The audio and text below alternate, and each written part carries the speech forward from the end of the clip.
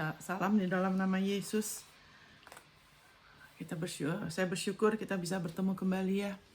Mari kita berdoa sebelum kita mulai. Bapak, di dalam nama Yesus, kami bersyukur Bapak bahwa kami yang sudah mengenal Engkau melalui putramu, kami bukan lagi manusia yang biasa, tapi kami adalah ciptaan-ciptaan baru, anak-anakmu yang dikasihi luar biasa.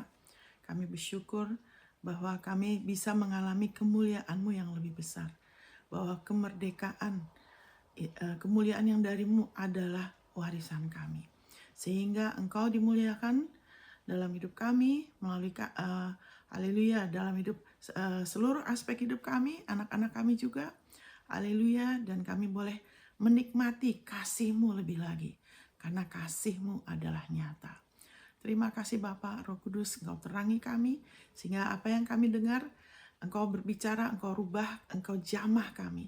Persiapkan kami untuk kami tidak mendengar hanya sekedar seperti dengar informasi, tapi kami boleh dengar dengan iman. Kami boleh terima dengan iman firman-Mu yang penuh dengan kehidupan, yang penuh dengan terang, sehingga kami tidak sama lagi. Terima kasih Bapak, Kau Bapak yang baik. Terima kasih Roh Kudus, Roh kebenaran. Segala kemuliaan bagi nama-Mu, dalam nama Yesus. Amin. Amin saudara, haleluya. Thank you Lord Jesus. Ya, hari ini kita bicara mengenai apa? Mengenai bagaimana mengatasi ketakutan. Ya kan? Kita sudah berapa kali dengar ya. Hanya karena kita sudah pernah dengar bukan berarti itu manifestasi ya dalam hidup kita. Tapi kalau kita dengar lagi, kita dengar dengan iman. Sehingga kalau iman itu, bukan saya sudah pernah dengar atau saya sudah tahu. Iman itu timbul lagi saat kita mau dengar ya. Ya kan? Dikatakan bahwa kasih yang sempurna, 1 Yohanes 4 dikatakan kasih yang sempurna melenyapkan ketakutan. Ya, sebab ketakutan mengandung hukuman. Ya, inilah kasih itu. 1 Yohanes 4 ayat 10, inilah kasih itu. Bukan seperti yang kita pikir ya. Bukan kita yang mengasihi dia, tapi dia yang telah mengasihi kita dan menyerahkan putranya bagi pendamaian dosa kita. Ya, kasih yang sempurna melenyapkan ketakutan. Kita mengasihi sebab dia dulu mengasihi kita. Apa maksudnya kasih yang sempurna melenyapkan ketakutan? Bahasa Indonesianya dikatakan sebab ketakutan mengandung hukuman. Ya, kalau bahasa Inggrisnya tuh karena fear has torment. Ada satu rasa tertekan, rasa tidak nyaman kalau ada ketakutan dalam hidup kita. Nah, Injil adalah kabar baik, di mana di dalam Injil tuh ada kebenaran Allah, bukan kebenaran manusia, bukan dipusatkan pada manusia, tapi kebenaran Allah, ya kan, yang menyelamatkan, ya kan, menyelamatkan di sini bukan hanya selamat dari ketakutan yang terbesar dalam hidup manusia. Ya, itu juga sebetulnya ketakutan iblis ya. Tapi ketakutan yang terbesar dalam diri manusia ialah takut tidak diterima sama Tuhan. Sebetulnya itu ya. Sehingga ada orang-orang yang seumur hidup ya kan berusaha melakukan apapun supaya bisa diterima sama Tuhan. Ya kan, ada yang mungkin seumur hidup nggak makan daging, makan sayur aja. Ada yang suka hidupnya sangat prihatin sekali, sengaja terus mengembangkan itu dalam dirinya, kekuatan supaya bisa tidur di atas tempat tidur yang ada durinya. Ya mungkin buat kita itu aneh ya. Ya kan, ada yang mengasingkan, menyendiri, ya kan, supaya apa? Seumur hidup, supaya diterima sama Tuhan. Itu ketakutan manusia terbesar itu sebetulnya tidak diterima sama Tuhan, ditolak sama Tuhan. Karena dalam diri setiap manusia tuh ada kesadaran kalau Tuhan gak terima kita. Kita tuh udahlah, itu ada satu kebinasaan kekal yang menantikan. Tapi puji Tuhan, sebetulnya saat kita menerima Yesus sebagai juru selamat kita, sebetulnya saat itu kita sudah dimerdekakan. Ya kan, kita sudah dimerdekakan dari ketakutan, dari satu kengerian kekal. Kita sudah dimerdekakan karena kita sudah dilepaskan dari kebinasaan kekal, dari maut, di mana tidak ada pengharapan. Untuk manusia tuh kalau sudah pisah dari Tuhan selamanya, ya manusia tuh udah tidak bisa lagi selama-lamanya akan begitu. Tapi kita sudah dipisahkan. Kita sudah dipisahkan dari gelap. Tidak ada masa depan, tidak ada pengharapan. Hanya kengerian kekal, penderitaan yang tidak habis-habis. Sudah dipindahkan dari keberadaan itu kepada gelap, kepada terangnya. Yang ajaib. Wow, thank you Jesus. Ya kan, kepada kengerian kekal. Kepada apa? Kepada suatu hidup, ya kan, bukan hanya yang penuh pengharapan, tapi kepada suatu hidup yang ada pengharapan yang hidup, kepada sesuatu posisi kehidupannya Allah, di mana di dalam kehidupan Allah yang sekarang kita miliki ini ada pengharapan yang hidup. Kenapa dikatakan pengharapan yang hidup? Karena pengharapan itu kekal. Ya kan, warisan kita di dalam Tuhan itu kekal.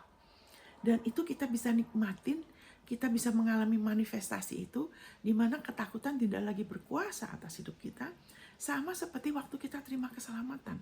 Saat kita terima keselamatan, kita sudah mulai pindah, ya kan? Dan sekarang ini kita bisa di dalam posisi kita ini, kita bisa terus terima, sehingga kemerdekaan itu dari ketakutan itu akan semakin bertambah dalam hidup kita. Wow. Dan ini bukan teori, ini bukan hanya satu penghiburan aja yang wah ya puji Tuhan, ya kan, Tuhan tolong aku. Enggak, kita bisa tidak, ya maaf saya orang Jakarta, saya belum mengenalkan diri. Saya pendeta Monica X. Saya rasa cukup. Ya ada beberapa yang udah sering dengar ya. Jadi haleluya, thank you Lord Jesus. Ya, nah sekarang ini dasarnya supaya saudara mengalami. Saya mau pastikan saudara menerima ini, mendengarkan ini dari posisi yang sebenarnya ya. Saya mau cek dulu, maaf ya tadi. Saya ada kesulitan tadi untuk masuk ya, jadi agak terlambat sedikit. Ya, jadi saudara harus mengerti bahwa waktu kita terima Yesus, kita sudah ada di posisi ini, di mana posisi ini bukan lagi seperti di perjanjian lama. Ya kan, maka dikatakan kita bukan lagi kita tidak lagi dikuasai roh perbudakan yang membuat kita takut lagi. Kenapa roh perbudakan membuat kita takut lagi? Karena sebelum tapi kita sudah diberikan roh yang menjadikan kita berseru ya Aba, ya Bapa. Ya kan, roh perbudakan. Ya kan, kita tidak lagi dikuasai itu. Roh perbudakan. Karena dulu sebelum kita menjadi anak Allah, sebelum kita dilahirkan kembali, kita tuh seperti anak yatim. Kita seperti merasa tuh kita yang harus berjuang dalam hidup ini. Kita yang harus begini dan gitu. Ya kan? Nah, kalau manusia kalau tidak dilahirkan kembali, bisa mengembangkan ya untuk dapat hanya sekedar dapat hal-hal yang sementara dalam hidup ini bisa. Ya kan, makanya ada istilah self-made millionaire. Ada orang yang berusaha setengah mati sampai dia jadi terkenal, dia jadi miliuner, bisa. Tapi itu semua bunga rumput, cuma sementara. Tapi waktu kita menerima Yesus, kita sudah tidak lagi seperti itu ya. Kita sudah jadi anak, kita sudah dikasih roh yang selalu menolong kita, roh kebenaran yang selalu mengingatkan kita, hey, kita bukan lagi anak yatim. Kita sudah ada di posisi ini, di mana di dalam posisi ini, di dalam Kristus, di dalam terangnya, kita terus bisa bertumbuh. Nah sekarang ini yang harus kita tekunin, kita harus lebih sadar akan posisi ini dan kita harus bertumbuh. Kesadaran ini harus meningkat karena dulu perjanjian lama, ya kan, waktu kita masih punya mentalitas anak yatim, punya mentalitas hamba, budak, ya kan, budak segala macam, ya kan, budak hawa nafsu, budak terikat dengan ini, terikat dengan itu, tidak ada daya untuk bisa mengatasin, kepingin tapi tidak ada daya, ya kan, budak. Tapi kita nggak lagi. Jadi kalau di perjanjian lama itu, ya kan, dikatakan bagaimana kalau perjanjian lama itu hukum Taurat itu didasarkan hukum Taurat, yaitu berpusatkan pada diri kita, ya kan, dari sini, dari posisi ini, ya kan. Bentar ya saudara, saya rubah ini ya. Bentar. Jadi hukum Taurat itu, karena ini penting sekali, karena kalau saya ajar ini kantong anggur dari anggur baru, tapi saudara terima dari pola pikir kantong anggur yang lama. nanti saudara bisa tumpah. Saudara terus menganggap ini itu tidak bekerja dalam hidup saya. Tapi sebetulnya kalau terus bisa bekerja, makanya saudara dengar baik-baik, saudara bertekun. Ya kan? Kalau perjanjian lama, hukum Taurat, itu dari posisi ini, ya kan? Kita ke sini, ya dari sini ke situ. Wah, saya masih jauh dari Tuhan. Saya masih belum benar-benar sepenuhnya Tuhan mau terima. Ya kan? Saya harus berusaha dari sini ke situ. Saya yang harus begini dan begitu. Ya, saya harus berubah. Saya yang harus berubah supaya saya bisa mengatasi ketakutan, supaya saya bisa lebih lagi Tuhan terima, supaya Tuhan bisa terima saya dari posisi ini ke situ, ya kan? Dari sini, dari posisi ini ke Tuhan. Itu kantong anggur yang lama, ya kan? Itu adalah pola pikir kantong anggur yang lama. Itu juga pola pikir padang gurun. Jadi saya masih di padang gurun, saya masih di padang gurun. Jadi lebih sadar akan kelakuan kita, kekurangan kita, kelebihan kita, kekurangan saudara kita, ya kan? Itu lebih sadar akan perbuatan. Firman Tuhan mengatakan hukum Taurat itu is not of faith, the law is not of faith. Hukum Taurat itu tidak berdasarkan iman. Tidak perlu beriman untuk kita mau dibenarkan pakai kekuatan sendiri, itu nggak perlu iman. Yang penting jangan melakukan ini, jangan melakukan itu. Itu begitu, tidak, itu bukan berdasarkan iman. Nah, sekarang gimana mengatasi ketakutan? Kenapa saya menyinggung ini? Karena itu hanya bisa diatasi waktu kita mau percaya lebih lagi akan firman-Nya. Jadi bukan soal saya benar apa tidak ya, saya salah apa betulnya. Tidak, kelakuan saya sudah benar atau tidak. Tidak, saya percaya apa? Kenapa masih ada banyak ketakutan dalam hidup saya? Atau masih ada selalu ketakutan dalam hidup saya yang terus-menerus, kadang oke, terus timbul lagi, ntar oke lagi, timbul lagi. Ya kan? Tapi puji Tuhan, dalam nama Yesus, kita bisa bertumbuh. Kita bisa bertumbuh. Di mana? Haleluya. Ya kan? Ketakutan itu semakin berkurang. Dan haleluya, bukan hanya kita atasin, tapi kita berkuasa. Wow, itu firman-Nya. Nah, kita lihat aja. Jadi, supaya saudara tahu, kita sudah di posisi ini. Kita sudah di dalam Kristus. Kita tidak lagi di padang gurun. Kita tidak sedang berusaha masuk ke dalam tanah perjanjian. Kita sudah berada dalam Kristus. Kristus adalah tanah perjanjian. Haleluya. Kristus adalah Alfa dan Omega. Kita sudah menjadi anak-Nya. Haleluya, thank you Lord Jesus. Roh Kudus sudah ada di dalam kita. Kita yang percaya kepada Kristus sudah lahir baru. Kita sudah ciptaan baru dan kita sudah ada dalam Kristus. Kita tidak begini dan begitu supaya lebih dekat ke Tuhan sebetulnya. Kita kasih respon karena Tuhan sudah lebih dulu mengasihi kita. Dia sudah lebih dulu mendekatkan dirinya kepada kita, ya kan, dengan menaruh rohnya di dalam kita. Haleluya. Ada Roh Kudus di dalam kita. Kita sudah disatukan dengan Kristus. Dia yang sudah merancangkan agar kita selamanya, bukan hanya dekat aja sebetulnya. Kita sudah dekat, dia sudah sama kita.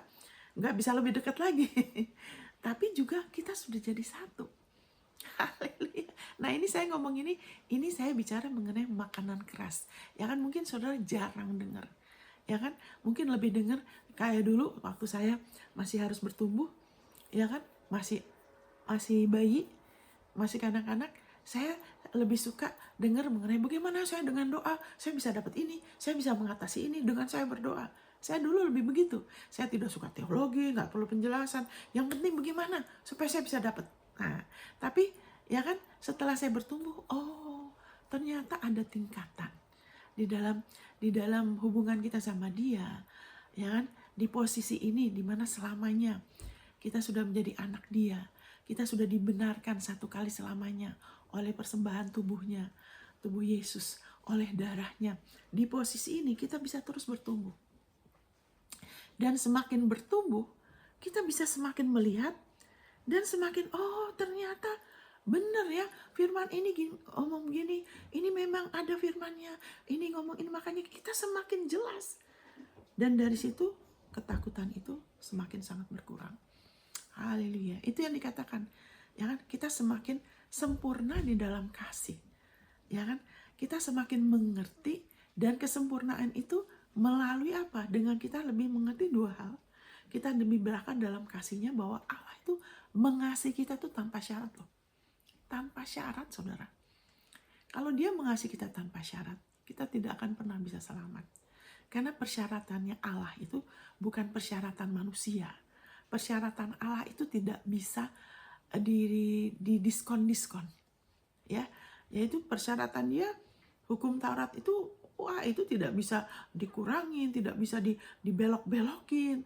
Ya kan, itu benar-benar tidak bisa sedikit pun, ya kan, dirubah. Makanya satu titik pun kita bilang hukum itu tidak bisa dihilangkan, ya kan, tidak bisa dihilangkan. Tapi itu bisa digenapin, dan itu sudah digenapin oleh satu orang, ya kan, Yesus Kristus. Haleluya, thank you Lord Jesus. Haleluya, thank you Lord Jesus. Dan dia menggenapinya buat kita. Dia menggenapinya buat kita. Karena untuk Yesus yang diutus oleh Allah, ya kan, anak manusia, anak Allah, dia tidak perlu menggenapi hukum Taurat. Buat dirinya, dia sudah oke kok. Dari sononya Allah tuh sudah oke. Allah yang kasih hukum Taurat. Tapi dia menggenapinya buat kita. Wow. Puji Tuhan. Thank you Lord Jesus. Haleluya. Jadi, haleluya. Itu yang dikatakan di Efesus 4, ya kan, bertumbuh, ya kan, di dalam dia, di dalam Kristus.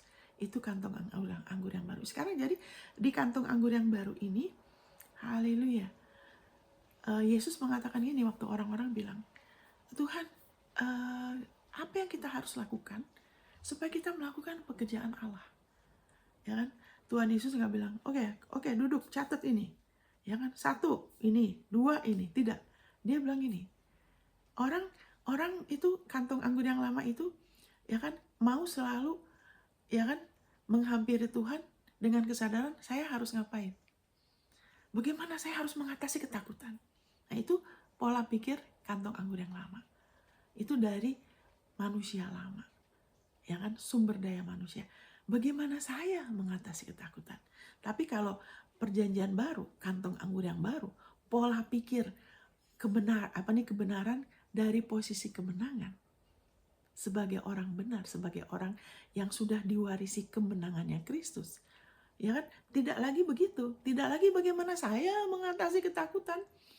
Tapi bagaimana saya percaya. Karena Yesus bilang, waktu mereka bilang, bagaimana kita bisa mengerjakan pekerjaannya Allah. Ya kan? Beriman. Ya kan? Berbuah. Mengatasin. Tuhan Yesus bilang ini, yaitu apa? Kamu percaya kepada dia yang diutus Allah. Jadi percaya. Amin, saudara. Haleluya.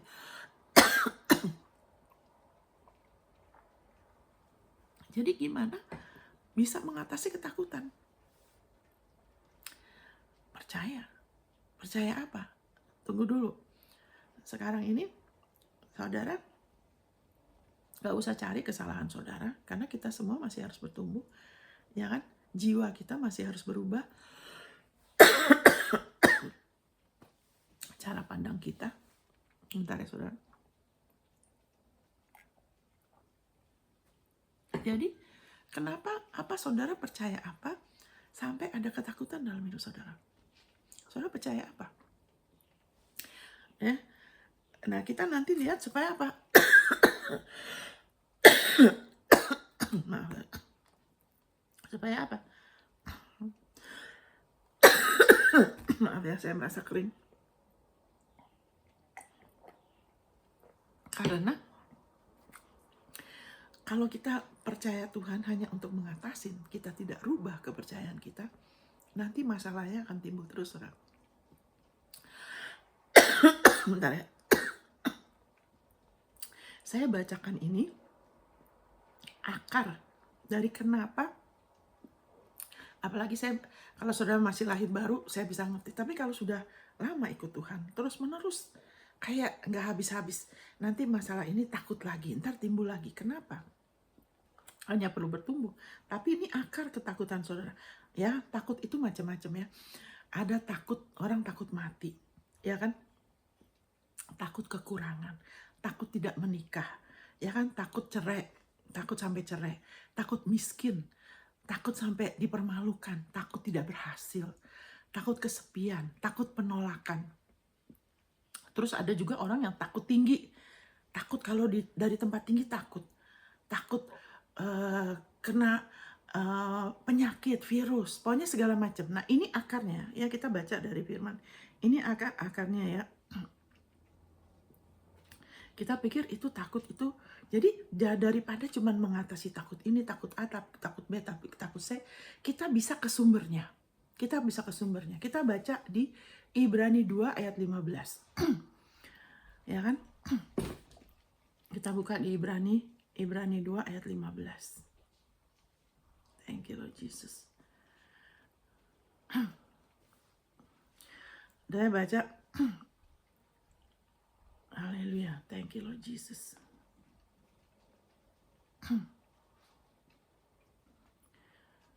Ini saya langsung aja, nanti saya baru baca dari atasnya ya saudara. Haleluya. Dan supaya dengan jalan demikian ia membebaskan mereka yang seumur hidupnya berada dalam perhambaan oleh karena takutnya kepada maut. Nah, beberapa anak Tuhan tidak bisa mengenapi rencana Tuhan dalam hidupnya. Tidak mengalami yang terbaik. Belum selesai udah pulang. Ya kan? Tidak pernah mau dituntun sama Tuhan kepada peningkatan. Kenapa? Karena takut orang, takut penolakan. Sehingga cuma sampai taraf tertentu saja, dari situ cuma maintain aja, cuma bertahan. Sayang. Kenapa? Karena di sini dikatakan takut kepada maut. Sebetulnya ketakutan dalam hidup kita, takut orang, takut ditolak, akhirnya selalu cari validasi orang, cari penerimaan orang, cari jalan yang aman, tidak mau konfrontasi, tidak mau tidak mau menghadapi Goliat. Maksudnya tantangan itu menghindar. Padahal sebetulnya Tuhan Yesus sudah atasin Goliat. Ya kan, harusnya dihadapin dengan Yesus melalui apa yang Yesus sudah perbuat. Tapi karena pikirannya dipenuhi dengan besarnya Goliat itu, sehingga Tuhan tidak bisa. Ya kan, sama seperti beberapa orang Israel tidak pernah mayoritas tidak masuk tanah perjanjian loh. Kenapa? Karena takut raksasa, takut Goliat. Ya kan, ya sebetulnya akar itu semua ialah takut kepada maut. Ini yang firman Tuhan bilang, seumur hidupnya dalam perhambaan. Perhambaan apa? Jadi melayani manusia, menyenangkan manusia supaya diterima. Ya kan? Melayani dirinya. Jadi hamba keinginannya. Ya kan? Wah, ini jendelanya saya buka, mudah-mudahan tidak ganggu suaranya ya saudara. Kenapa? Karena takut sama maut. Nah, saudara tahu kalau di sini maut itu death ya. Fear of death kalau bahasa Inggrisnya. Maut ini bukan hanya bicara soal kita mati. Mati itu bagian dari maut, mati secara jasmani. Tapi matinya manusia itu, maut yang sepenuhnya untuk manusia itu roh jiwa tubuh, yaitu masuk ke dalam api yang kekal, terpisah dari Tuhan selamanya. Itu maut yang sepenuhnya ya, roh jiwa tubuhnya sepenuhnya terpisah dari Allah, maut ke dalam api, itu maut yang sepenuhnya. Tapi ada juga maut tubuh, yaitu kematian, ya kan, pisah roh manusia, jiwanya pisah dari tubuh, itu maut. Maut ya. Nah, tapi juga jadi seperti kayak pohon itu, buahnya tuh benar-benar, kalau buahnya udah matang tuh manusia tuh seutuhnya sepenuhnya pisah dari Allah selamanya. Tapi daun-daunnya tuh daunnya maut, ya kan, ada efek-efek yang lain tuh, yaitu apa? Yaitu penyakit, itu bagian dari maut, rasa sakit. Ya kan, rasa sakit juga di jiwa ya, rasa tertekan, ya kan, tidak lega, kayak ada sesuatu yang menekan, tidak happy, selalu rasa kayak mengharapkan sesuatu yang tidak baik, tidak puas, ya kan, haus, tidak happy gitu kan, lebih cenderung negatif ya, segala macam emosi yang negatif, itu bagian dari maut. Itu bagian dari maut. Karena fear itu has torment. Jadi maut takut maut itu, ketakutan adalah salah satu bagian dari maut. Karena di dalam Allah itu tidak ada takut. Allah itu kasih. Jadi kalau saudara pernah baca nggak Tuhan Yesus bilang, aduh aku takut nih nanti mau ke Samaria, ayo kita berdoa. Tuhan Yesus kan nggak pernah ngomong gitu kan? Aduh aku takut ini, ya kan? Nah dia pernah waktu dia mau menghadapin salib, ya kan, dia rasa terganggu sekali. Kenapa? Yang bikin Tuhan Yesus terganggu sekali di jiwa dia, karena dia manusia. Dia bisa merasakan apa yang kita rasakan. Dia bisa merasakan penderitaan yang saudara rasakan atau alami. Dia bisa merasakan. Makanya waktu itu juga dia belum pernah pisah dari Allah. Tapi dia harus, ya kan, di atas salib dia harus pisah dari Allah, dari Bapa. Ya kan, kenapa? Karena dia harus jadi dosa. Dia nggak pernah kenal dosa, ya kan? Di dalam dia tidak ada dosa, tapi dia harus tahu, dia harus melewati itu semua. Dia harus mengalami penderitaan yang harusnya saudara dan saya alami. Dia harus mengalami itu semua, ya kan? Murkanya Allah, penghakiman Allah, ya kan? Dan di situ jiwanya dia sebagai manusia exceedingly, sangat benar-benar sedih, campur aduk. Dia kemudian dia mendedikasikan diri dia, ya kan? Dia bilang kalau bisa, saking beratnya sebagai manusia yang bisa merasa. Karena sebagai manusia dia bisa rasa capek, dia bisa rasa sakit waktu dia dikasih paku, dia bisa rasa sakit itu. Dia bisa merasa semua perasaan negatif yang akibat dari maut, dia bisa rasakan waktu dia berganti tempat sama kita. Makanya dia menjadi imam besar yang tahu perasaan saudara. Saudara bagaimana, saudara kesel, mungkin anak saudara, mungkin pasangan hidup saudara, mungkin saudara sudah coba ini itu kok belum jadi, saudara pengen dicoba untuk putus asa, saudara nggak enak waktu orang menolak saudara, mungkin saudara dihina, mungkin saudara dituduh, mungkin saudara difitnah, itu nggak enak. Yesus tahu itu. Yesus sudah merasakan itu buat saudara. Haleluya. Oh, terima kasih Tuhan. Makanya dia katakan dia imam besar yang bisa turut merasakan perasaan kita. Tuhan tidak memandang rendah kita. Tidak seperti yang agamawi katakan. Kamu harus begini dan gitu. Seolah-olah kalau ke Tuhan tuh kita harus sempurna dulu. Kita harus begini. Tidak. Datang aja apa adanya. Dia bisa ngelihat kita kok. Yesus sudah merasakan apa yang kita rasakan. Dan dia menanggung itu supaya kita gak usah terus menanggung. Amin, saudara. Haleluya. Thank you Lord Jesus. Thank you Lord Jesus. Mungkin ada di antara saudara sekarang yang ada rasa dalam hidup saudara yang tidak enak, ya kan? Tapi ya, saudara punya Tuhan yang mengerti, yang Allah kasih Allah, ya kan? Jadi balik lagi ya, saya harus fokus ya. Saya mau ingatkan saudara ingat Tuhan Yesus, ya kan? Dia sudah mengatasi semua. Jadi dia, bagaimana Yesus mengatasi ketakutan? Yesus jujur, ya kan? Yesus jujur. Tapi begini saudara, kita menghampiri Tuhan, kita nggak mungkin bisa menerima dari dia tanpa iman. Iman itu bukan berarti kita harus sempurna, tapi berarti kita datang percaya walaupun kita datang dalam keadaan lemah. It's okay. Yesus juga gitu. Sebagai manusia, dia harus penderitaan yang paling hebat yang manusia pernah rasakan itu Tuhan Yesus loh. Karena dia menanggung semua dosa manusia loh. Bukannya cuma dosa segelintir orang, dosa manusia, dan itu sesuatu yang hebat sekali, yang sebetulnya lebih hebat dari karya penciptaannya Tuhan. Makanya dikatakan kita suruh minta roh hikmat dan wahyu. Bukan seperti waktu Tuhan menciptakan dunia ini, ya kan? Tapi seperti waktu dia membangkitkan Yesus dari kematian. Karena waktu Allah membangkitkan Yesus, manusia juga sudah dibangkitkan sama dia, bersama dengan dia.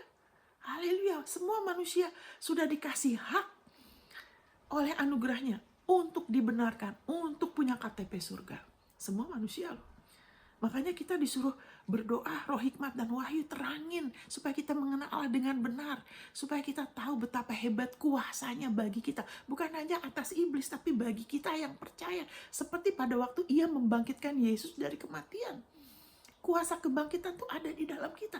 Supaya apa? Supaya kita bisa mengatasin ketakutan dalam hidup kita. Karena kita sudah dilahirkan kembali. Yesus sudah mengatasin itu buat kita. Kita nggak usah menuntut diri kita. Untuk kita begini dengan itu datang sama Tuhan. Itu agamawi. Itu legalistik. Ya kan? Itu adalah, makanya Yesus bilang, hati-hati dengan ragi orang Farisi. Mau coba nutup-nutupin di hadapan Tuhan. Tuhan begini dan begitu. Memangnya Tuhan tidak bisa ngelihat kita? Tuhan kan bisa lihat kita. Bukan hanya yang di luar, mungkin manusia bisa ngelihat kita oke dari luar. Tapi Tuhan tahu semuanya di dalam kita. Apa yang kita pikir, yang baik, gak baik, Tuhan bisa lihat kok. Tapi dia mengasihi kita. Dia sudah terima kita dalam Tuhan. Justru kita perlu datang untuk kita jujur. Kayak Yesus, dia juga jujur. Ya kan, my soul, jiwaku exceedingly sorrowful. Dia rasa, apa nih, itu dia harus bisa mengatasi itu. Dan dia berdoa. Kalau bisa, dia bilang, cawan ini berlalu daripadaku. Jadi kita juga bisa datang sama Bapa dengan iman. Dalam kelemahan kita datang sama dia. Apa adanya, dia udah ngelihat kita. Semuanya dia tahu dan dia ingin ada ganti. Ketakutan diganti dengan apa? Dengan sukacita. Ketakutan diganti dengan apa? Dengan penghiburan, dengan kemenangan. Wow. Datang apa adanya. Ya kan? Jadi jangan datang berusaha begini dan gitu. Ya kan, dengan segala proforma, Tuhan kok yang begini, seolah-olah jadi Tuhan itu kayak apa ya, kita tarik Tuhan tuh di levelnya kita. Kita yang harus rela merendahkan diri supaya dia bisa tinggikan kita. Tuhan, aduh kalau bisa cawan ini berlalu daripada aku. Kita juga bisa, Tuhan tolong. Saya pernah, saudara, ya kan, kenapa saya tadi ada air mata? Karena saya tahu ada waktu kita terus sama Tuhan, akan ada satu saat, bukan ada satu saat, mungkin akan ada beberapa ya, seperti Paulus bilang, seperti kita tuh udah mau putus asa, seperti domba mau disembelih gitu loh, seperti kita tuh udah nggak berdaya, tapi disitulah kuasa Tuhan jadi sempurna. Sekali waktu berapa tahun lalu ya, saya pernah ada tekanan, karena kita semua ada kelemahan ya, yang harus kalau semakin kita bertumbuh, sekarang udah lebih kuat ya. Dimana kalau kita, iblis itu dia akan hantam kelemahan kita loh. Amin, saudara. Kita harus lebih tahu kelemahan kita. Jangan fokus ke orang lain, ngomongin orang lain, bandingin, nggak usah. Kita harus tahu kelemahan kita supaya di situ kita bisa lebih berhati-hati. Maksudnya berhati, kita lebih menerima, bergantung sama dia supaya kelemahan itu semakin kuat. Karena yang akan dihantam oleh musuh kita melalui ketakutan itu kelemahan kita, saudara. Jadi waktu itu ada hal-hal yang saya belum bisa atasin, sehingga waduh, yang namanya tekanan, saudara. Karena saya pernah mengalami dua hal yang supernatural. Nah ini saya jarang bicara mengenai malaikat ya, karena saya tidak mau orang jadi fanatik terus jadi aneh ya, terus mau, wah gimana Bu Monica saya mau ngelihat malaikat. Saya bilang itu tidak penting. Firman itu lebih dari cukup ya kan. Kalau Tuhan perlu kasih malaikat silakan, kalau tidak juga firman itu udah yang the best. Amin, saudara. Itu udah iman yang paling tahan uji, itu iman atas firmannya. Titik. Firman kasih karunia loh ya. Itu pasti jadi, saudara. Itu nggak akan dipermalukan. Nah jadi pertama saya bicara mengenai ketakutan. Ya kan, karena iblis tuh kalau waktu dia mau serang atau apa, dia manifestasi takut. Dia suka intimidasi ya. Bentar.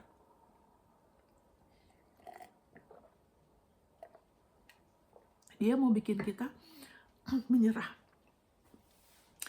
takut maut, ya kan? Akarnya di situ. Belum kurang mengerti mengenai penebusan Yesus oleh darahnya. Jadi sekali waktu di Jepang, setelah Tuhan memakai saya sebagai pemimpin doa, ya kan, banyak yang wah kenal Tuhan, banyak yang lahir baru, gereja diteguhkan, ya kan? Beberapa ratus orang tuh gereja diteguhkan dan sebagainya. Nah iblis kan marah. Wah, marah dia. Dia kesel sekali karena dia udah berusaha menggagalkan dengan berbagai cara. Saya pernah mau pindah sebelum waktunya, pindah ke Amerika, padahal belum kelar tugas di Jepang. Tuhan bilang jangan, kelarin dulu. Karena kalau Tuhan kasih tugas itu ada awal dan akhir, ada tingkatannya.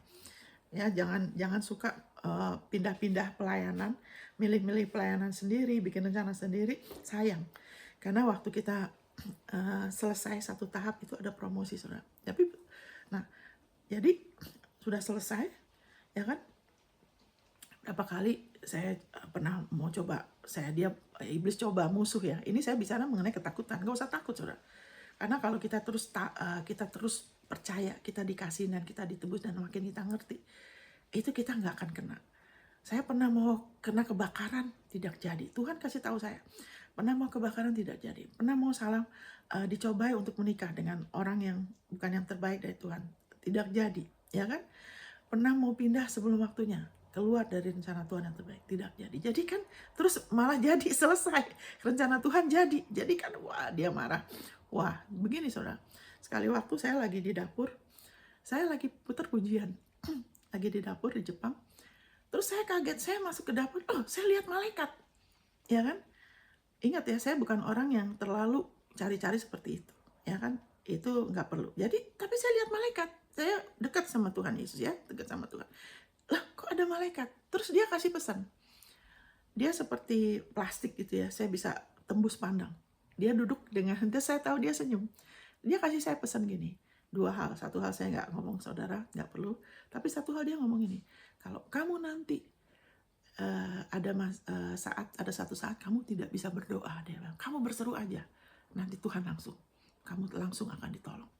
Waktu dia ngomong itu saya tidak ngerti maksudnya apa sih, ya kan? Ini saya lagi ngomong soal ketakutan. Saudara bisa berseru saat saudara benar-benar seperti Yesus, waktu dia harus mengatasin salib, ya kan, ke Bapa. Punya gaya hidup selalu ke Bapa, ke Tuhan, jangan ke orang dulu, ke Tuhan.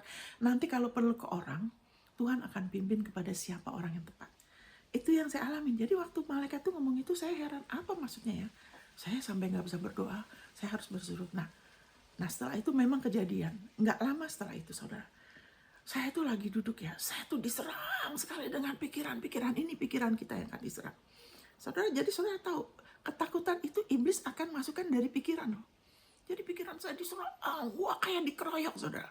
Kamu begini dan gitu, karena kamu udah salah, kamu harusnya, wah itu semua kayak segerombolan apa tuh, wah datang semua sekaligus. Karena kamu udah salah gini. Saya tuh rasa kayak, apa ya, gimana sih orang kalau dikeroyok saudara. Nah saya ingat perkataan malaikat itu. Jadi saya berseru, saya bilang, Tuhan, saya bilang, ya kan. Nah waktu saya berseru itu, seperti dari atas saudara, seperti ada satu mantel turun ke saya. Itu saya kayak diselimutin. Terus ada seperti api ya. Itu mungkin saya nggak tahu baptisan api, saya tidak tahu lah. Yang penting saya mengalami itu seperti api. Itu saya seperti terbakar, tapi saya rasa enak. Terbakar gini, seperti urapan itu. Saya rasa terbakar. Udah gitu saya setelah itu jadi oke. Nah saya mengalami itu 2 kali. Oh, itu yang malaikat itu bilang. Ada satu saat di mana roh jahat itu, ya kan? Makanya saya bilang, pelayanan itu jangan buru-buru. Jangan maunya sendiri. Jangan dipimpin oleh semangat dari jiwa. Itu bahaya. Tuhan yang paling tahu kita sampai di mana. Kita harus rela dipimpin sama Dia. Nggak usah kejar pelayanan sebagai barometer keberhasilan. Kita tidak perlu. Kita sudah di posisi dalam Kristus, Dia yang sudah selesaikan. Mudah-mudahan saya bisa bawa ini, karena ini sesuatu subjek yang nggak bisa cuma sekali sebetulnya. Ya kan? Harus ada lagi. Makanya harus belajar terus. Ya kan? Jadi di posisi kita ini tidak ada yang kita perlu kejar untuk diri kita, untuk kita berhasil, termasuk dalam pelayanan, berhasil dalam keuangan, dalam bisnis, dalam perkawinan. Kita nggak usah kejar apapun. Kita sekarang seperti Tuhan Yesus bilang, gimana kita bisa melakukan pekerjaan Allah? Percaya. Firman-Nya, Yesus bikin apa, itu selalu Yesus, karena kita sudah di dalam Kristus. Jadi nggak rumit. Jadi kita mengalami kuasanya, karena kita kemudian kesadaran itu bukan saya yang harus begini supaya pelayanan berhasil, saya harus berkorban, jangan. Yesus sudah berkorban buat kita. Pengorbanan kita tuh nanti buah karena kita percaya pengorbanan Dia. Nggak usah bermegah, ya kan? Jadi kemudian terjadi lagi waktu di Manado. Rupanya ada area dalam hidup saya waktu itu yang masih kurang. Sudah dengar. Makanya jangan pernah kita punya sikap, saya udah tahu. Ini kalau saudara baca nih di Ibrani, di atasnya bilang gini. Ibrani 2 mengatakan gini. Saya bacakannya. Karena itu ayat 1. harus lebih teliti. Kita memperhatikan apa yang telah kita dengar. Harus lebih teliti, bukan apa yang kita harus dengar, apa yang kita telah dengar harus lebih perhatikan. Sudah dengar harus lebih lagi teliti, perhatikan. Jangan pikir sudah hafal, sudah tahu, sudah pernah, tidak bisa. Harus lebih teliti supaya kita jangan hanyut di bawah arus. Kenapa beberapa orang hanyut di bawah arus? Dulu rajin ikut doa, terus nggak ikut doa. Dulu rajin mau rela melayani, terus bahkan nggak datang ke gereja. Entah pindah ke sana ke sini. Kenapa? Karena tidak lebih teliti, pikirnya oh saya sudah tahu, oh begini. Membiarkan apa yang di luar perasaannya, pikiran orang, pendapat orang itu mengalihkan dari yang terbaik. Jangan. Harus lebih teliti, memperhatikan. Teliti loh ya. Jadi benar-benar, makanya waktu itu, kok Tuhan lama sih nih? Sakitnya kok harusnya saya udah tahu ini, Tuhan sudah tahu kok lama. Tuhan ingatkan saya, kamu harus lebih teliti, harus perhatikan mengenai firman kesembuhan, firman pengampunan. Padahal saya menurut takaran saya, sudah oke, sudah beratusan kali denger, udah hafal mati, ngelotok. Kalau orang Jakarta bilang itu udah ngelotok tuh, udah hafal beberapa ayat. Tapi menurut takaran terakhir harus lebih teliti, karena iman itu nggak bisa ditabung, tidak bisa ditabung, saudara. Tapi kalau kita banyak dengar, itu lebih gampang waktu kita geser, kita balik itu lebih gampang.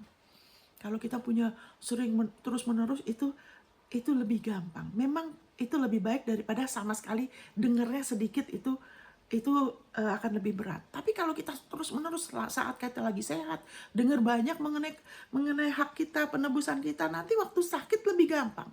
Saat kita lagi tidak kekurangan, lebih lagi mau belajar, nanti mengalami peningkatan terobosan lebih. Ya kan, ini katakan lebih teliti, memperhatikan. Bukan hanya teliti, lebih teliti. Memperhatikan apa yang kita sudah dengar. Jadi nggak cukup cuman pernah dengar, pernah ingat, sudah tahu. Nggak, harus lebih lagi. Supaya jangan hanya tiba arus. Jadi waktu kita perhatikan firman yang kita dengar, oh ya, saya ini sudah diampuni loh oleh persembahan tubuh Yesus, contohnya 1 kali selamanya. Itu Ibrani 10 ayat 10. Wow, perhatikan lagi. Nanti akan ada sesuatu dari firman itu yang kita lihat lebih jauh, dan itu menyebabkan firman itu lebih berakar. Kalau sudah lebih berakar, saudara, akan susah untuk iblis mensabotase kita. Lebih susah buat dia. Dia akan coba, tapi nggak pernah jadi. Jadi seperti cerita, misalnya, haleluya. Jadi seperti misalnya ada orang masuk ke hutan, terus dia nggak tahu. Ya kan, kita kan nggak tahu iblis punya rencana apa, kita nggak usah takut. Yang penting kita tahu rencana Tuhan. Di dalam rencana Tuhan sudah ada perlindungan, peningkatan, terobosan, pemulihan, kirakusya kesembuhan, kirakusya kelimpahan, sudah ada. Jadi orang ini masuk ke hutan, terus rupanya ada singa. Singa itu mau menerkam. Dia nggak tahu, dia lagi tenang-tenang. Terus singa itu mau merekam, tapi waktu singa itu sudah hampir merekam, tiba-tiba jatuhlah pohon buah kelapa. Pung, jatuh di atas singa itu. Singa itu nggak jadi nerekam. Udah gitu, dia jalan lagi di hutan.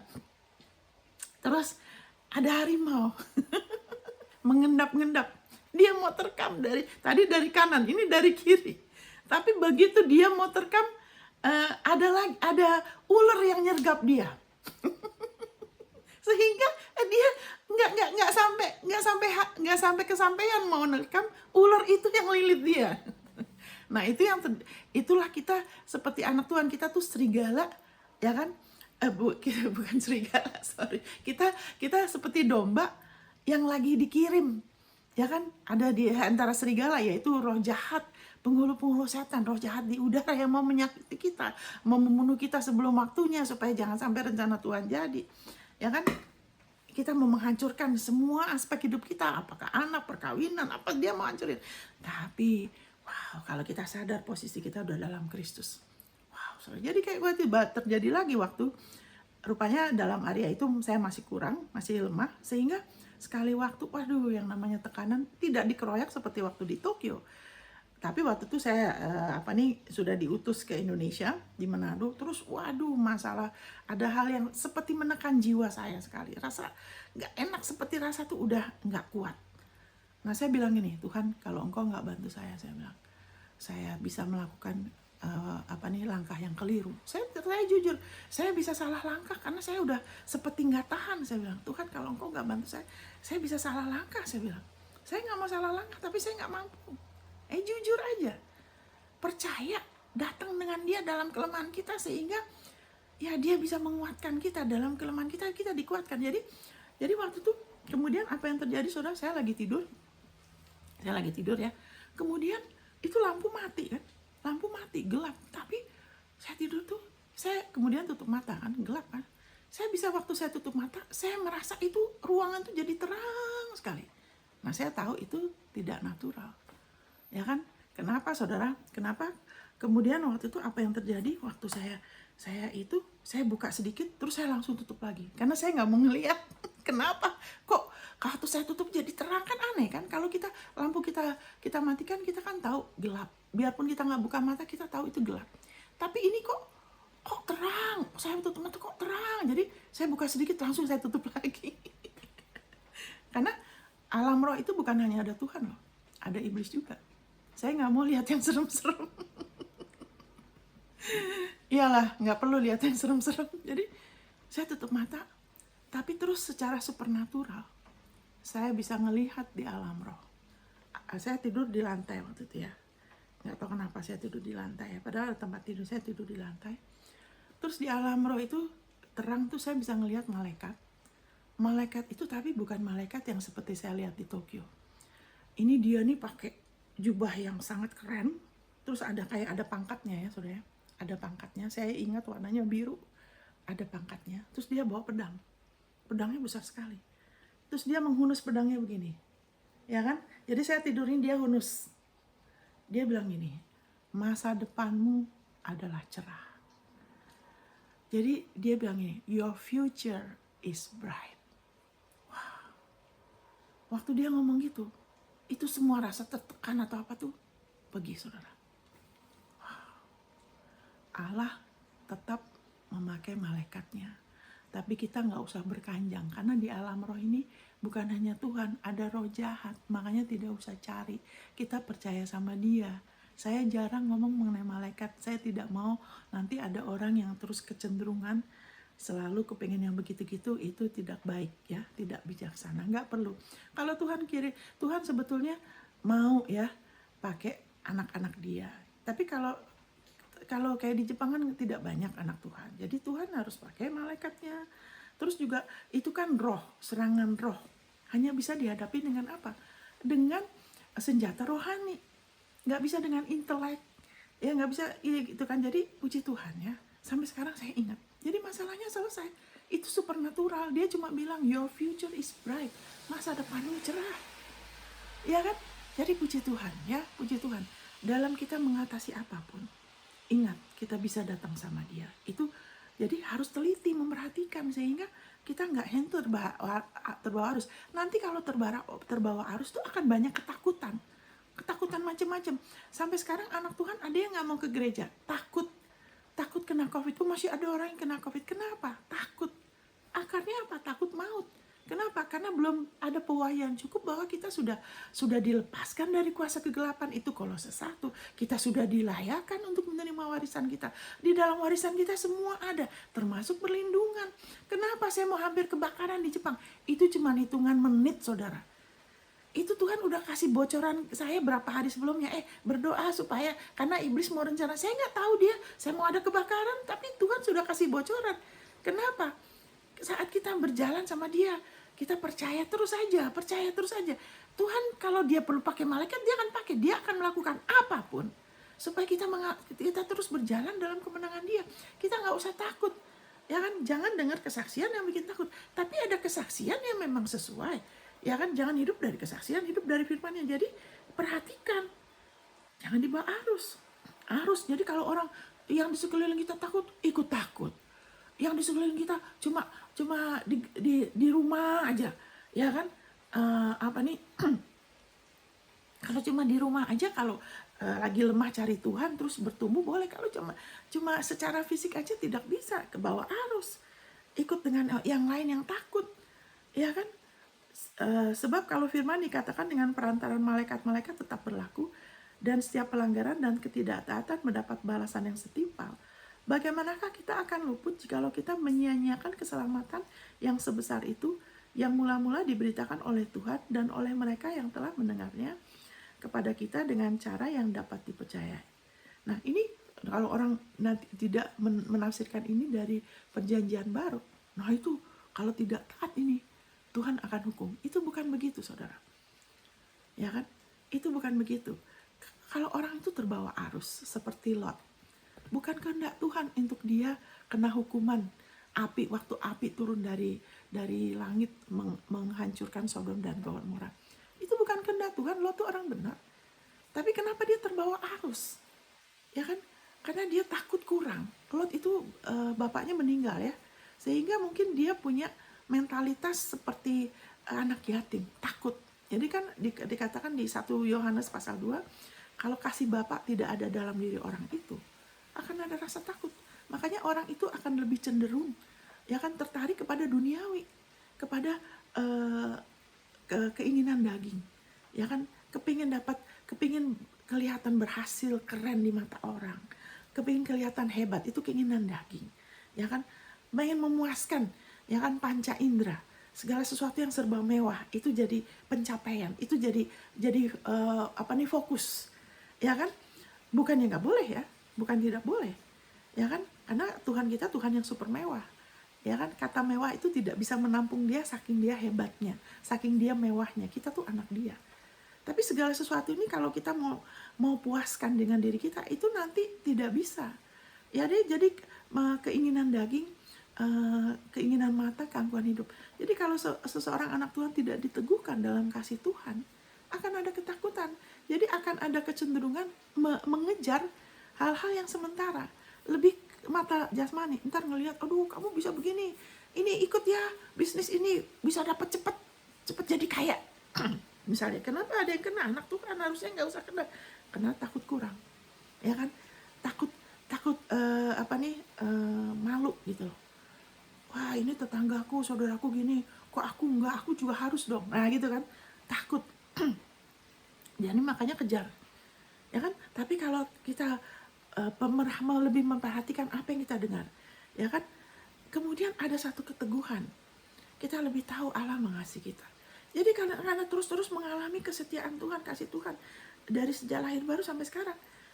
Jadi sekarang ini bukannya Tuhan nggak boleh, ya kan, saya mengalami banyak hal yang berkat yang luar biasa. Tapi saya tahu, walaupun saya pernah merasakan nginep di rumah yang jutaan dolar, ya kan, hotel yang bagus, ya kan, saya pernah di Eropa lah, pernah inilah, pernah itu, pokoknya saya pernah mengalami berkat yang luar biasa.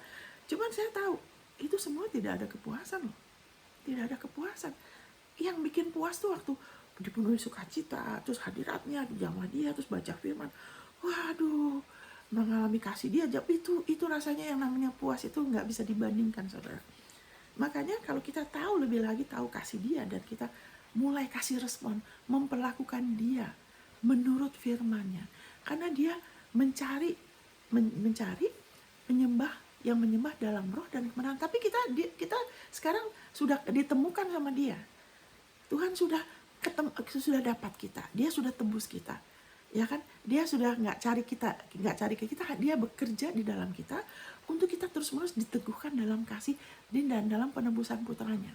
Sehingga rasa takut itu rasa takut kurang, ya kan, rasa lapar itu tidak menguasai kita, ya kan, takut miskin, ya kan, takut masa depan anak kita itu tidak lagi menguasai kita. Tapi ada satu keteguhan. Kayak saya tadi malam bicara sama satu orang, dia bilang, iya Ibu Monica, sebelumnya saya selalu tolong dong sama teman saya ini karena orang yang baik, 100.000 aja, ya kan. Dia jadi nggak enak, tapi dia merasa nggak mampu. Dia bilang, saya dulu khawatir Bu, karena dulu dia pernah susah. Jadi kalau saudara pernah mengalami hal yang sulit dalam hidup saudara, ada trauma ya, itu kan menyebabkan ada ketakutan. Tapi puji Tuhan dia ngomongin, tapi dia terus dengar, dia terus mau, ya kan, berbahasa roh, dengar firman, dengar apa yang saya bagikan. Sekarang saya nggak terlalu takut lagi, dia bilang. Udah gitu saya nggak selalu minta tolong, terus kalau lagi belum ada saya tetap tenang. Berarti dia lebih meningkat, Ya kan, lebih lagi merdeka dari ketakutan, kekurangan. Kenapa dulu dia pernah susah sekali? Karena dia sebagai Kristen dia ditekan, dia harus lari, ya kan, menyelamatkan diri dia, dan dia ditekan, dia harus pernah saya sama anak saya, Ibu Monica, saya nggak ada uang, saya harus jalan melakukan sesuatu supaya bisa makan. Dari situ ada satu di dalam jiwa ya, mungkin ketakutan. Tapi puji Tuhan, kita semua bisa bertumbuh. Amin, saudara. Haleluya. Kalau ada orang pernah mengalami patah hati, penolakan, itu akan ada ketakutan, akan mengalami lagi. Jangan. Lihat firman-Nya. Jadi lebih teliti memperhatikan. Nah, saudara ingat, kalau kayak tadi bilang, setiap pelanggaran mendapat hukuman. Saudara tahu ya, setiap pelanggaran saudara itu sudah dihukum. Saudara punya banyak pelanggaran, saya juga. Tapi ingat, itu semua sudah dihakimin dan dihukum di dalam Kristus. Ya kan? Kenapa bila bicara gitu? Itu bicara, ini Hebrew, bahasa Inggrisnya itu Ibrani, bicara kepada orang Yahudi yang jadi Kristen. Mereka mau balik lagi kepada Judaisme, mau balik lagi persembahkan binatang. Jangan lalaikan, jangan ke bawah hanyut bergaul dengan orang yang belum ditebus, kemudian mau balik lagi sudah nggak ada persembahan, ya kan? Karena kalau melalaikan itu nanti kamu kena seperti si Lot yang harusnya sudah nggak kena lagi. Ya, ada di tempat yang salah, pada saat yang salah, ya kan, hampir kena penghakiman yang harusnya tidak. Kenapa? Karena di mana ada dosa akan ada penghakiman. Tapi kita sudah dilepaskan. Makanya dikatakan siapa yang menyebut nama Tuhan, jauhin yang jahat. Jangan terbawa arus dengan apa? Dengan bukan kita mengatasi sendiri. Ya kan, karena orang kadang-kadang kasih alasan. Misalnya ada seorang, maaf ya, saudara, kalau ada di antara saudara yang menjual diri atau apa, misalnya alasannya begini, seorang pelacur. Ini saya bicara mengenai iblis yang bohongin manusia, ya kan? Ini yang ada takut kurang. Misalnya seorang pelacur ngomong ini, abis gimana kalau saya nggak menjual diri? Tuhan tahu kok, saya ini nggak punya pendidikan. Satu-satunya jalan saya menjual diri. Sekarang kita dengar itu, kita tahu apakah itu benar? Itu nggak benar kan? Kalau gitu semua perempuan yang nggak ada pendidikan melacur aja, nggak ada jalan lain. Apakah itu benar? Tidak. Ada orang yang nggak punya pendidikan, yang susah, nggak usah melacur, dia oke kok. Nah itu kan, karena itu dibohongin sama iblis. Itu ketakutan itu dari iblis supaya orang itu dicuri, ya kan, diperhamba dengan uang, dengan apa? Kenapa? Karena takut. Tapi kita sudah dimerdekakan. Kita sudah dimerdekakan. Haleluya, thank you Lord Jesus. Yesus sudah mati. Dia sudah mengatasi maut untuk kita. Maut dengan segala gejalanya. Kekurangan, hutang. Itu hutang, terus menerus hutang. Nggak selesai, itu pola pikir. Pola pikir, mengandalkan mamon. Ya kan? Enggak, harus ada uang dong. Kalau enggak gimana? Nah itu kan. Tapi kalau firman enggak. Kalau perjanjian baru apa? Percaya dulu aja. Percaya dulu. Lihat firman-Nya, karena sudah di dalam Kristus tidak ada kekurangan. Nggak usah pakai kekuatan kita sendiri. Nggak usah takut, itu sudah diselesaikan. Masalah hutang itu sudah selesai. Percaya dulu, karena Yesus sudah atasin. Makanya dia bilang, jangan gelisah gentar hatimu. Ya kan, aku sudah wariskan. Begitu wariskan. Jadi kalau orang tuh meninggal, sebelum meninggal dia bikin surat wasiat. Aku sudah wariskan damaiku, shalomku. Ya kan? Shalom, shalom. Damaiku, keutuhanku, kemakmuranku. Ya kesembuhan. Ya kan, kekuatan. Biarpun tambah umur, jangan percaya, apalagi bicara lagi. Apalagi mengakuin. Terus sering denger yang begitu, terus nyanyi yang begitu. Aduh, wah kalau sudah tua, sudah makin lama. Jangan. Karena nanti itu jadi begitu. Ya kan? Karena beberapa anak Tuhan begitu ya, sayang ya. Kalau makin lemah nanti susah. Jadi anyway, Tuhan Yesus bilang dia sudah mewariskan itu. Yohanes 14 ayat 26-27. Dia sudah kasih roh kebenaran. Kita mengatakan bahwa di mana ada roh Allah, di situ ada kemerdekaan. Kemerdekaan dari ketakutan. Roh Allah sudah ada di dalam diri saudara. Kemerdekaan itu sudah ada. Saudara sudah di bawah kasih karunia. Saudara sudah dalam Kristus. Saudara nggak usah cari ke sana kemari, terus berusaha untuk dapat seperti belum dikasih. Ya kan? Di dalam nama Tuhan Yesus sudah mewariskan. Ya kan dia bilang shalomku, janganlah gelisah dan gentar hatimu. Nggak usah takut. Alkitab sering bilang, bahkan ada banyak sekali, nggak usah takut ini, nggak usah takut, janganlah takut. Ya walaupun kamu lewat air tidak akan menghanyutkan kamu, lewat api itu tidak akan terbakar. Jadi apapun seperti itu ya. Terus udah gitu saya di Jepang pernah kebakaran nggak jadi, ya kan. Terus ke Indonesia lagi khotbah, lagi hamil 2 bulan mau dibakar gering nggak jadi, mau kecelakaan tidak jadi, mau kena banjir tidak jadi. Kenapa terus-terusan terjadi? Ya kan, mengandalkan Yesus, mengandalkan firman-Nya. Jangan ngandelin yang lain, jangan mengandalkan pelayanan. Saya tidak bermegah karena saya padahal terus-menerus melayanin. Tapi saya tahu, saya harus ingatkan, saya oke tuh bukan karena saya melayanin loh. Walaupun nggak pernah berhenti melayanin, saya tidak oke karena itu buahnya saya. Pohon tidak ditopang oleh buah, pohon ditopang oleh akar dan pokok. Yesus tuh akarnya dia adalah darah dia, ya kan, darahnya dia penebusan, ya kan. Haleluya. Kenapa akar tuh darahnya? Karena pohon itu kan makan dari akar, ya kan. Di dalam darah tuh ada kehidupan. Jadi akarnya kita tuh darahnya Yesus. Akar kemenangan kita tuh bukan jerih payah kita, bukan harga yang kita, enggak, bukan pengorbanan kita, pengorbanannya Yesus. Akarnya tuh darahnya dia. Dari situ pokok, ya kan, tubuhnya dia. Kita makan dari tubuhnya dia, dari penebusannya dia. Karena dia sudah berganti tempat sama kita. Dia sudah mengatasi salib, ya kan, di dalam kelemahan tubuh dia sebagai manusia. Karena haleluya, tubuh manusia itu kan bisa merasakan capek, ya kan, bisa merasakan yang gak enak, ya kan, dia bisa capek, dia bisa lapar, dia bisa haus. Tapi dia sudah atasin buat kita, dan dia sudah wariskan, dia sudah tinggalkan, ya kan, damainya, shalomnya. Sehingga di level manapun, di tingkat apapun yang kita hadapin, karena kita sudah di dalam dia, itu selalu ada jalan keluarnya. Asal kita mau rela ke dia dan kepada firman kasih karunia-Nya. Bukan hanya ke dia aja. Karena kalau cuma selalu ke dia aja, ya seperti saya juga contohnya. Kenapa kok ada timbul masalah lagi sampai Tuhan harus kirimkan malaikat? Harusnya saya lebih kuat. Kenapa? Karena masih harus diteguhkan lagi. Sehingga kalau sudah diteguhkan bukan hanya terus kayak waduh udah mau menyerah, enggak, lebih kuat. Terus damainya itu lebih tinggal, lebih di dalam, terus lebih ada satu ekspektansi, lebih berharap hal baik, lebih gampang berharap hal baik. Kalau kita belum diteguhkan, itu lebih ada satu ketakutan akan hal-hal buruk. Kalau ada orang telepon terus, kenapa ya, ada apa ya, begitu. Manusia daging itu cenderung yang negatif, dan orang bikin uang dari situ ya, selalu bikin breaking news, berita-berita yang jelek. Berita yang baik kurang dibandingkan dengan yang jelek yang lebih banyak. Itu daging, ya kan, selalu mau yang itu. Kecenderungan begitu, manusia yang sudah jatuh itu kecenderungannya begitu. Makanya ada film-film pembunuhan lah apa. Jangan, itu bukan makanan sehat buat jiwa kita. Jadi anyway, Yesus bilang dia sudah wariskan. Ya kan, janganlah gelisah dan gentar hatimu. Ya kan, aku sudah wariskan. Jadi gimana supaya nggak gentar dan gelisah? Ya kan, ini. Waduh, sudah jam 11. Waktu saya cuma tinggal 15 menit. Ini rahasianya. Ya bukan rahasia. Ini biar jadi pewahyuannya. Yesaya 54 ayat 14, saudara.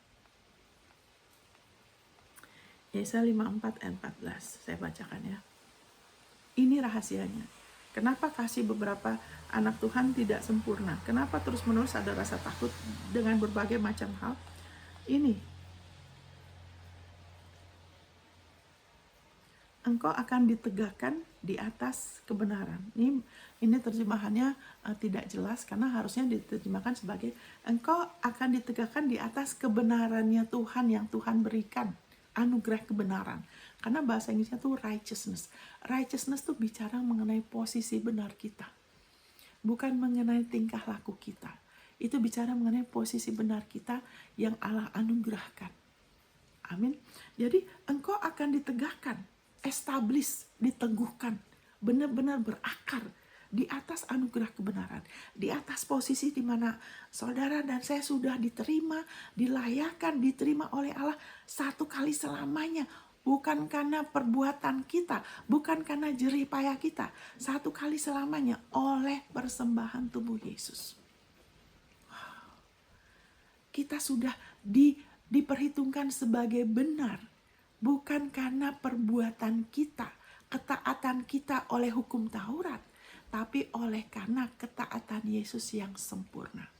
Kita sudah berada dalam Kristus. Kita sudah dikuduskan satu kali selamanya. Sudah dipisahkan dari maut satu kali selamanya. Tapi kalau saudara ditegakkan di atas anugerah kebenaran ini, di atas posisi ini, engkau akan jauh dari pemerasan. Sebab engkau tidak usah lagi takut. Dan engkau akan jauh dari kekejutan. Sebab ia tidak akan mendekat kepadamu. Bagaimana caranya? Tidak terus-menerus takut kekurangan. Ntar ada yang sampai nipu, ada yang sampai bohong, takut ditegur. Karena kalau tegur tuh anggapnya ditolak. Jadi bohong, kayak Petrus. Kenapa dia bohong? Karena dia takut. Saya nggak kenal Yesus, dia takut orang, ya kan? Takut dituduh. Karena masih berdiri di atas apa? Mau dibenarkan Allah berdasarkan perbuatannya, akan ada takut. Orang seperti itu nggak bisa ditegur. Kalau ditegur atau apa, langsung bereaksi sekali atau sakit. Dia jadi sakit. Kenapa? Karena terus merasa terpuruk, merasa down. Jadi kadang enggak, kadang kadang enggak, begitu loh. Karena masih belum ditegakkan. Ya kan, sehingga ada rasa takut orang, takut ditegur, takut ditolak, takut nggak diterima orang. Jadi selalu cari validasi orang. Ya kan, cari penerimaan orang. Saya diterima nggak ya? Kamu anggap saya apa? Seolah-olah anggapan orang itu lebih penting. Kalau kita berdiri di atas anggapan orang, waduh saudara, nanti Alkitab bilang, Tuhan Yesus bilang di Yohanes 7, kalau seseorang mencari hormat dari orang, validasi orang, anggapan orang lebih penting. Ada ketidakbenaran dalam diri orang itu. Nah, selalu akan ada ketakutan. Karena iblis itu dia selalu beroperasi dari ketakutan. Kenapa iblis begitu? Karena dia takut loh. Takut itu adalah sifatnya iblis, roh takut. Kita tidak dikasih roh takut. Karena kasih dan takut itu tidak ada takut dalam kasih. Tuhan itu nggak ada takut. Iblis ada takut, itu sifatnya dia. Kenapa dia takut? Karena masa depan dia pisah dari Tuhan. Dia punya masa depannya mengerikan loh. Dia akan masuk ke dalam danau api dengan belerang loh, selama-lamanya loh saudara. Dia takut sekali. Dan dari situ, dari ketakutan dia membabi buta. Dia mau menghancurkan manusia. Dia benci sekali karena kita diciptakan segambar dengan rupa Allah dan kita diselamatkan. Dia tidak bisa diselamatkan. Kenapa? Karena dia roh. Dia udah begitu selamanya. Nggak bisa dirubah.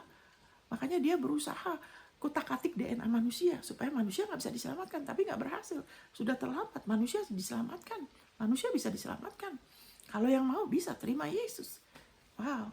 Makanya bagaimana supaya pokok akar dari segala ketakutan kita, ya kan, ada orang yang terus menerus menikah cerai, ya kan, seperti orang itu, ya kan, akhirnya aduh saya nih cinta uang, makanya jadi punya masalah. Ya udah berapa kali, kenapa selalu punya masalah? Karena sebetulnya saya cinta uang. Kenapa dia cinta uang? Karena dia takut tidak ditegakkan. Pada orang Kristen tidak ditegakkan. Jadi harus ditegakkan, establish. Gimana kita menegakkan? Sebab kalau kita ditegakkan, ya kan, kita nggak cuman ya sekali-sekali dengar khotbah yang benar, terus ntar dengar A, B, C campuran, ntar bilang lagi, oh kamu belum tentu benar, kamu masih harus begini dan gitu. Itu nggak pernah bisa ditegakkan, sudah.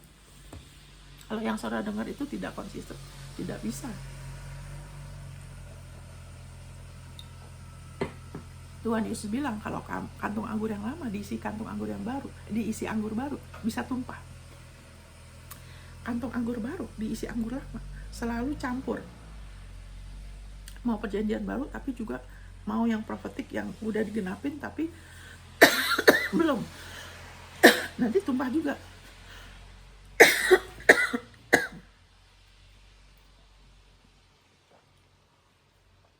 Jadi lebih teliti mendengarkan firman-Nya. Lebih diteguhkan di atas posisi ini. Sehingga engkau akan jauh dari pemerasan.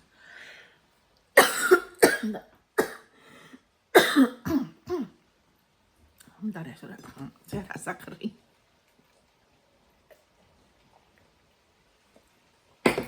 Aku akan jauh dari pemerasan.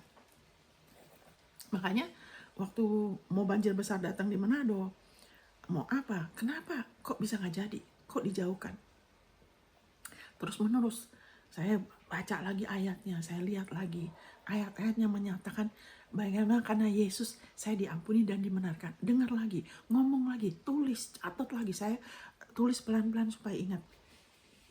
Sehingga ada hal-hal terjadi dari pemerasan. Iblis tuh memeras kita dari ketakutan, kayak mau neken dengan sikap orang, dengan tuduhan orang, ya kan, dengan fitnahan orang, syakwa sangka. Karena orang yang belum ditegakkan itu kecenderungan suka curiga, tidak bisa percaya, selalu curiga, ya kan, nggak bisa percaya betul gitu loh. Karena apa? Mau melindungi dirinya, ya kan? Ya tapi itu jadi kayak ditekan. Karena bahasa Inggrisnya tuh oppression, itu tekanan, sesuatu yang menekan batin kita. Terus kalau ada masalah sakit, ya itu semua oppression, ya kan, tekanan. Dan engkau akan jauh dari kekejutan. Kekejutan tuh teror, bencana. Kayak COVID itu seperti kekejutan, orang tidak siap, banyak orang tidak siap. Tapi saudara dijauhkan, kenapa? Oleh anugerah Tuhan. Saya tidak mengalami. Kenapa dijauhkan? Karena firman-Nya. Tuhan sudah kasih dulu firman-Nya. Punya gaya hidup untuk hidup buat Dia aja. Selalu kembangkan firman-Nya ngomong apa, terus selalu mau denger. Ya kan, jangan ikutin perasaan, anggapan orang, jangan. Hidup buat Yesus aja. Sehingga dijauhkan. Kalau itu terjadi, kita ada satu kesiapan. Karena Tuhan tuh selalu udah siapkan, Dia sudah berjalan di depan kita. Yesus sudah atasin buat kita. Aku sudah wariskan, bersukacitalah, beriang hatilah, sebab aku sudah mengatasi dunia. Yesus sedang udah atasi buat kita. Jadi apa-apa ke Dia, apa-apa ke Yesus, ke Allah dulu, dengan keberadaan kita, kelemahan kita. Sudah gitu, kita rela ke firman-Nya. Kita rela dengar lagi dengan teliti, dengan lebih teliti memperhatikan. Oh iya, satu kali selamanya saya sudah dikuduskan loh ya, saya sudah dipisahkan loh ya dari bakteri. Ntar ada bakteri apa lagi, ntar ada efek vaksin, saya juga nggak kena efeknya. Kenapa? Itu sudah dijauhkan. Terus menerus ulang lagi, baca lagi, tulis, catat, perkatakan, terutama memperkatakan, perbarui pikiran. Sehingga apa? Dijauhkan. Jadi kalau ada apa-apa terjadi, sudah ada kesiapan. Terus kita terus berdiri. Terus firman-Nya yang jadi. Waktu musim kekeringan, kamu tidak akan kekurangan, malahan kamu dipuaskan. Terus kamu kelimpahan, kamu bisa bantu orang yang tidak siap. Amin. Jadi bukan hanya kita bukan hanya bertahan hidup aja, tapi bukan hanya mengatasi ketakutan karena Yesus sudah, tapi juga menguasain. Firman-Nya, Yesus tuh berkuasa. Kita sudah di posisi di mana kemenangan itu sudah jadi milik. Dan yang menang itu bukan kita, Yesus yang menang. Haleluya. Dan itu diwariskan ke kita. Ya kan? Itu tidak akan mendekat. Haleluya. Itu tidak akan mendekat kepada kita. Yang kadang-kadang kita nggak tahu, ya kan? Haleluya. Kamu nggak usah lagi takut. Engkau akan jauh, bukan hanya di ini, tapi jauh. Ya kan, jauh. Haleluya. Engkau tidak usah takut lagi. Haleluya. Thank you Lord Jesus. Terus dikatakan gini. Dikatakan begini, ini hampir selesai ya. Saudara, hampir, kalau saudara nggak biasa dengar firman lama, saudara nanti dengar lagi. Saya sendiri kalau dengar itu bisa berpuluh kali, ada 100 kali saya dengar. Kenapa? Karena saya mau hati nurani bahwa sadar saya diganti. Karena kalau firman itu lebih lagi kita perhatikan, kita dengar lagi, ada sesuatu yang tidak lihat. Oh, kok waktu itu udah dengar berapa kali, nggak, ternyata sekarang, wah, kok sesuatu itu nggak ngelihat ya. Nah itulah hebatnya firman kasih karunia ya. Injil yang benar, bukan Injil yang campuran, yang bilang belum selesai, oh iya belum tentu kamu selamat. Nah itu bukan Injil, itu bukan Injil yang benar. Firman kasih karunia, Tuhan dan firman kasih karunia. Ya kan, itu Kisah Rasul 20 ayat 32. Aku menyerahkan kau kepada Tuhan dan firman kasih karunia. Ke Dia dan firman kasih karunia-Nya. Itu akan dijauhkan. Terus dikatakan ini, hebat, ayat berikutnya bilang ini. Apabila orang menyerbu, itu bukanlah daripadaku. Ya, iblis pakai orang ya. Menyerbu dengan tuduhan, dengan menghukum, memfitnah. Ya kan, itu bukan daripadaku, kata Tuhan. Karena Tuhan bukan menyebabkan perselisihan di gereja, di dalam tubuh Kristus, itu bukan roh Tuhan. Itu bukan Tuhan, itu dari manusia lama kita. Ya kan, kalau kita gimana ya, menghukum saudara kita ya, memfitnah atau gosip, itu bukan daripadaku, Tuhan bilang. Siapapun yang menyebut engkau, ia akan rebah melawan engkau. Ya kan, musuh kita tuh bukan saudara seiman kita, ya kan, bukan manusia, bukan suami, bukan orang tua, mertua. Musuh kita tuh roh-roh jahat di udara, penghulu-penghulu setan, penguasa-penguasa, kerajaan kegelapan, itu musuh kita. Ya kan? Ya, itu bentar ya. Siapapun yang menyebut engkau, ia akan rebah melawan engkau. Sesungguhnya akulah yang menciptakan tukang besi yang menghembus api dan menghasilkan senjata menurut kecakapannya. Itu semua dari Tuhan. Tapi akulah juga yang menciptakan pemusnah untuk memusnahkannya. Tuhan yang menciptakan, tapi tujuan Tuhan itu bukan untuk menyakiti manusia. Setiap senjata, nah ini hebatnya. Setiap senjata yang ditempa terhadap engkau tidak akan berhasil. Dan setiap orang yang melontarkan tuduhan melawan engkau dalam pengadilan akan engkau buktikan salah.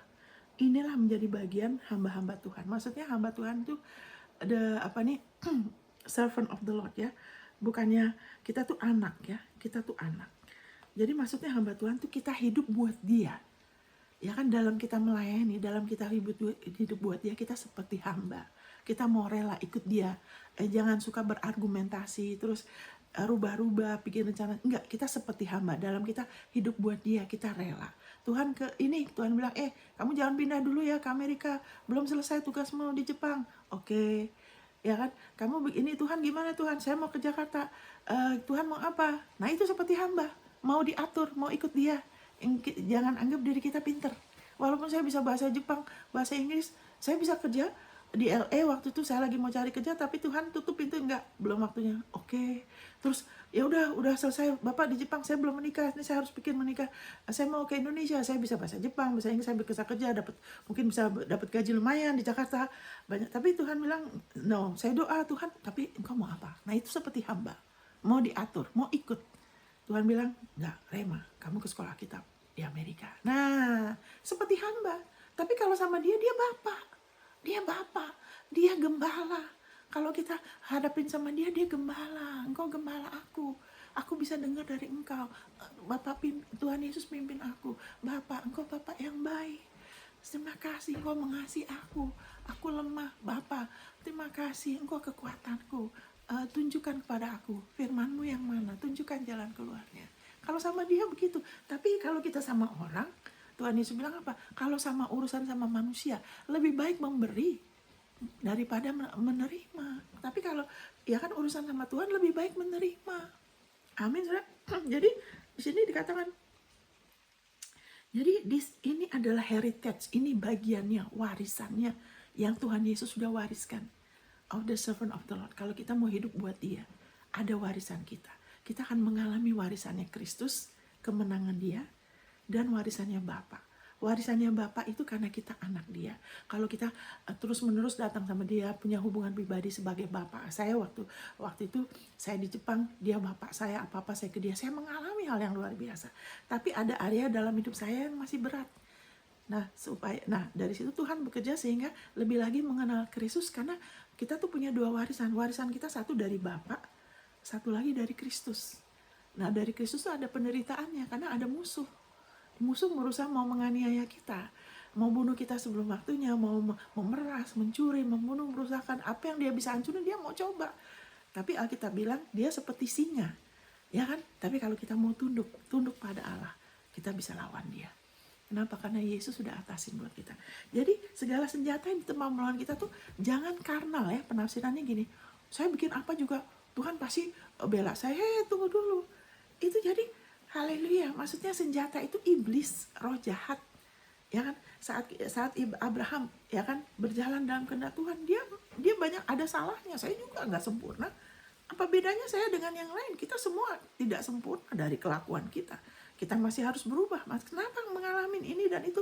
Kok ada yang tidak? Ada yang dilindungi? Bukan karena lebih baik, bukan karena lebih benar. Kenapa?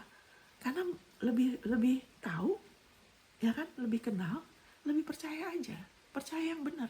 Kalau percaya benar, hasilnya benar. Segala senjata yang iblis pakai, ya kan, yang ditempa melawan kita, tidak akan berhasil.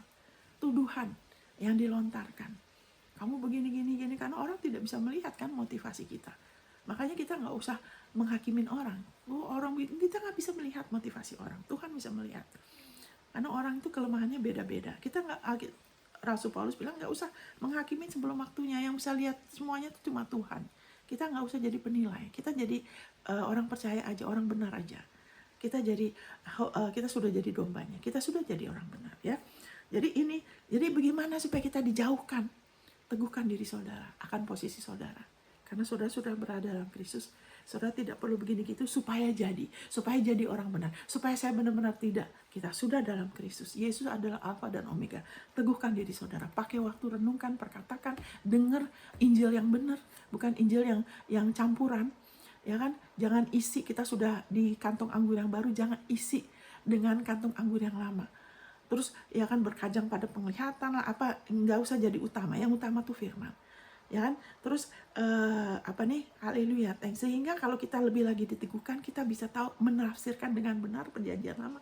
Karena Yesus bilang apa yang di perjanjian lama kita para nabi, Musa katakan mengenai aku, Tuhan Yesus bilang aku sudah genapin.